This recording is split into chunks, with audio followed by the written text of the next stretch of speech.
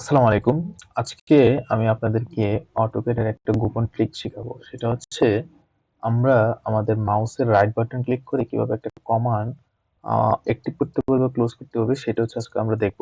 তো আমাদের সেই কমান্ডটাকে সেই ট্রিকটাকে জানার জন্য আমাকে ফার্স্টে হচ্ছে অপশন কমান্ডে যেতে হবে। ওপি এন্টার। অপশন কমান্ডে যাওয়ার পরে আমাদেরকে ইউজার প্রেফারেন্স এ যেতে হবে। অপশন কমান্ডে যাওয়ার পরে আমাদেরকে ইউজার প্রেফারেন্স এ যেতে হবে। ইউজার প্রেফারেন্স এ যাওয়ার পরে আমরা এখানে দেখব কি? দেখেন উইন্ডো স্ট্যান্ডার্ড বিহেভিয়ার। এখানে আমরা রাইট রাইট ক্লিক কাস্টমাইজ একটা অপশন আছে। এখানে আমরা ক্লিক করব।